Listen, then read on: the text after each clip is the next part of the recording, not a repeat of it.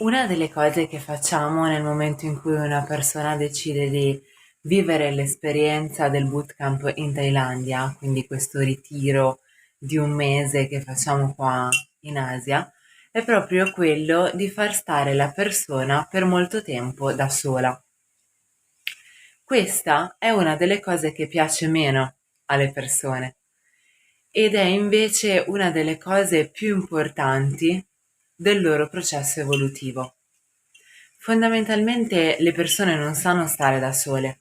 Nella maggior parte dei casi le persone soffrono di una grande ferita di abbandono e il compito del coach è proprio quello di far sì che le anime che si affidano a noi, quindi al coach in questo caso, possano andare oltre quelle ferite, oltre la ferita dell'abbandono. Siamo da sempre abituati a distrarci nella società, con innumerevoli distrazioni che possono essere uscite, amici, persone costantemente intorno a noi, sport, attività di gruppo e così via. Ma quanto stai davvero da solo nel tuo quotidiano? Quanto stai davvero con te stesso in introspezione? Probabilmente molto poco. Ci sono persone che non sono minimamente abituate neanche a stare una mezz'ora da sole, perché nella frenesia dell'Occidente magari si tende a fare una cosa, poi subito un'altra e quindi magari sei in casa con la famiglia, poi esci, vai subito al lavoro, poi esci dal lavoro e vedi gli amici e così via. Ma quando stai da solo? E se tu non stai da solo, non puoi fare davvero un lavoro su di te, perché l'esterno ti porterà costantemente a distrarti da ciò che hai dentro. E quindi se hai un'emozione di tristezza, esci, chiacchieri con un'amica e quell'emozione apparentemente passa. Se hai un'emozione di rabbia, esci, ti sfoghi in palestra o vai a ballare e quell'emozione apparentemente passa. Il punto è che in realtà non passa davvero, la stai soltanto coprendo, è solo una copertura. E quando le persone vengono qua, si aspettano spesso dei badanti, tipo, no? Quindi si aspettano, oltre che al coach, una persona che stia con loro H24, perché loro non sono abituate a stare sole. E questo, stare sole, quando non si è abituati, fa impazzire.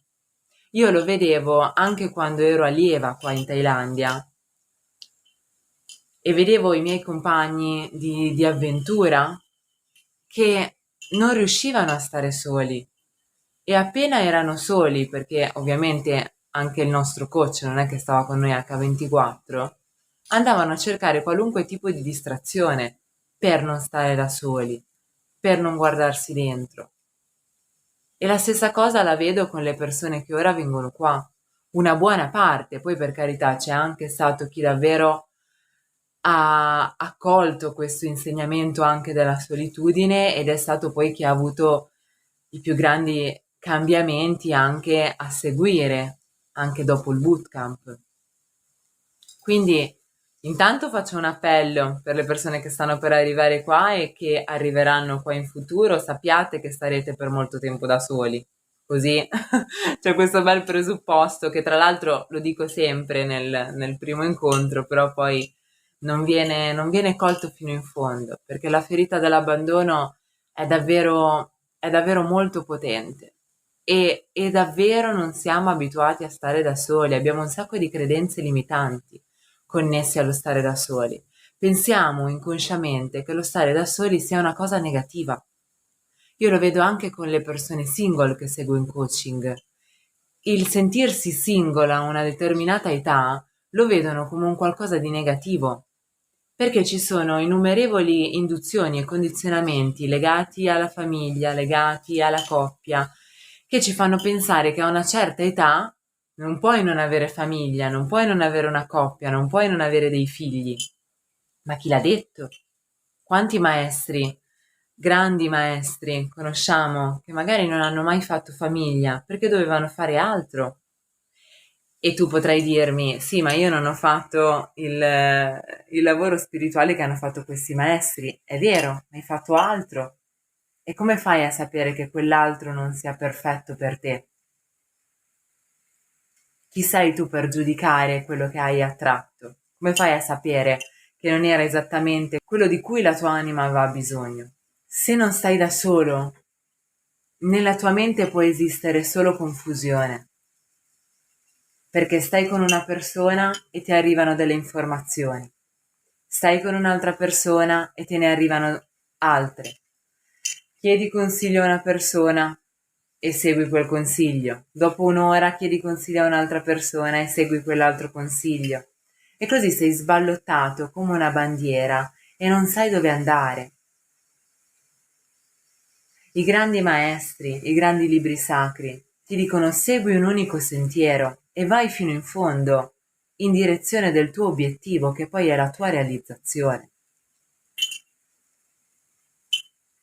E puoi farlo soltanto se ti metti in gioco da solo.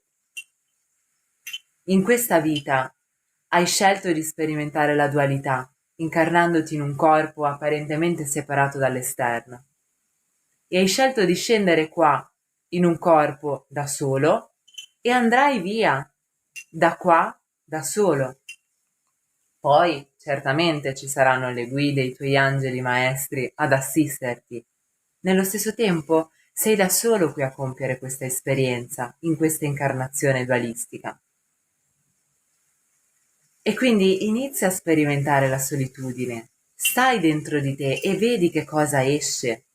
Perché quando sei da solo, uscirà quello che hai dentro, esce inevitabilmente quello che hai dentro. Senti paura, stai nella paura. Senti tristezza, stai nella tristezza.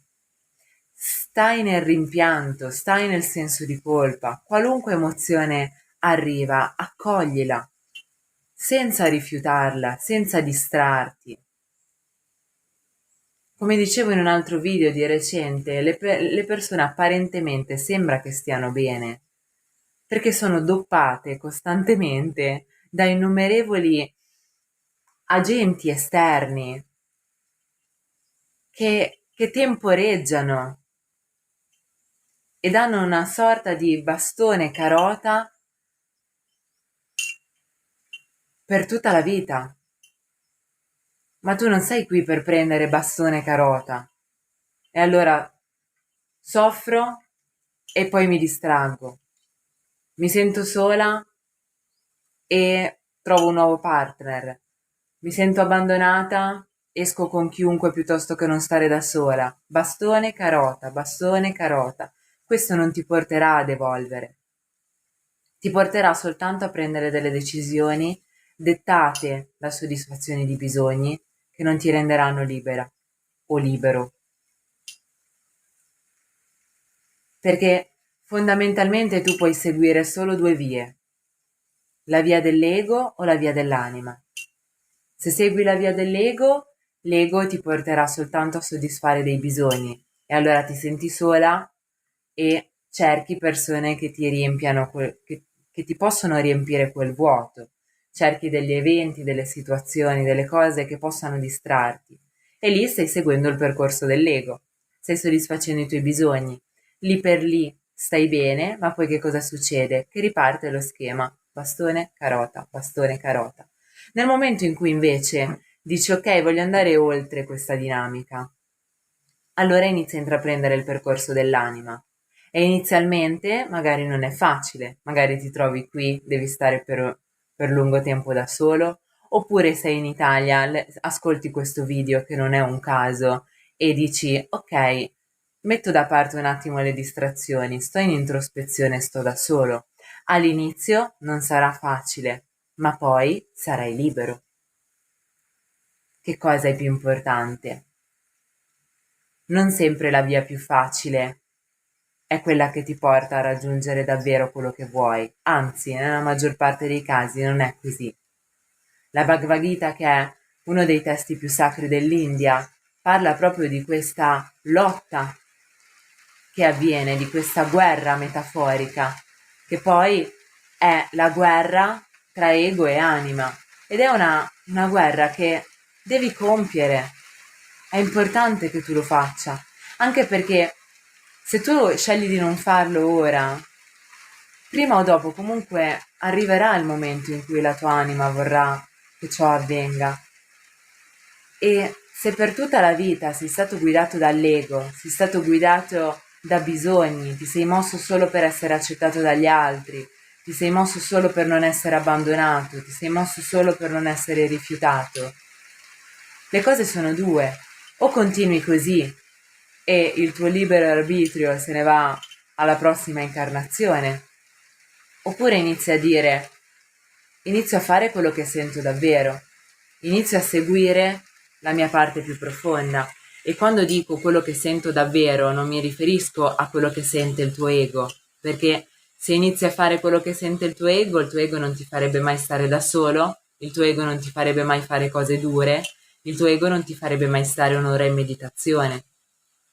Ma la tua parte più profonda sa che quella potrebbe essere una via.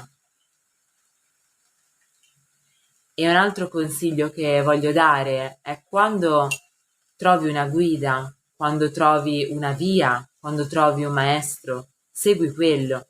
Perché un'altra cosa che vedo fare molto spesso con le persone che seguo è che iniziano una cosa e poi dopo poco ne iniziano un'altra.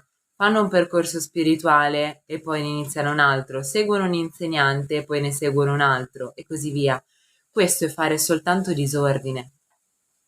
Se tu devi imparare un mestiere, vuoi imparare a fare la parrucchiera, non è che stai 2 mesi e poi ti metti a fare il pifferaio. Continui a fare quello finché non impari.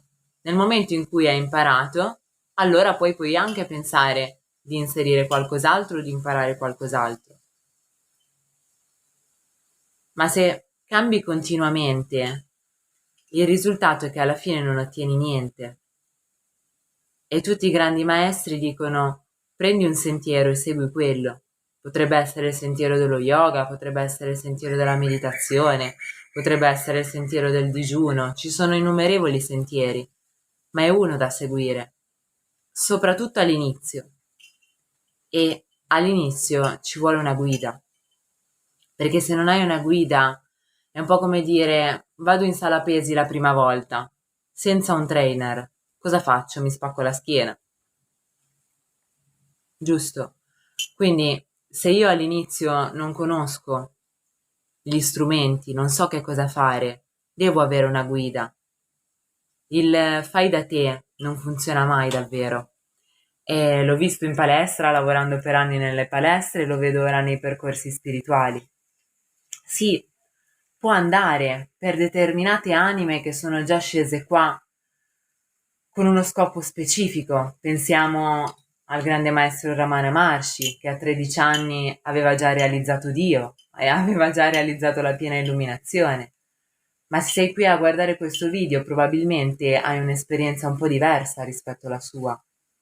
E quindi è importante avere l'umiltà di avere una guida, e quella guida, paradosso, è proprio quella che ti fa stare da solo. E questo lo vedono le persone che vengono qua al bootcamp. Cioè la guida non è un badante, non è un assistente sociale.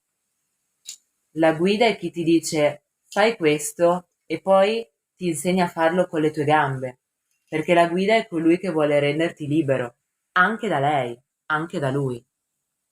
È che per far sì che ciò avvenga, devi affidarti.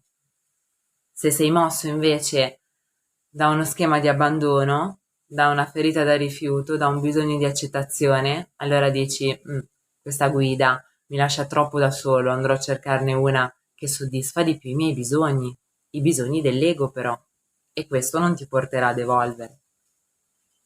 Spero che questo video ti sia stato utile e possa essere uno spunto di riflessione.